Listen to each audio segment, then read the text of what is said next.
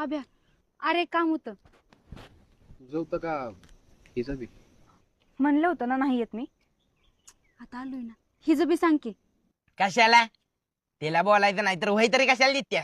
आणि मी जरी नाही बोलले तर याला तोंड आहेत की बोलायला. बोलायचं बंद मी नव्हतं केलं. होय मीच झाल्या आणि इथनं पुढे बी राहीन बस.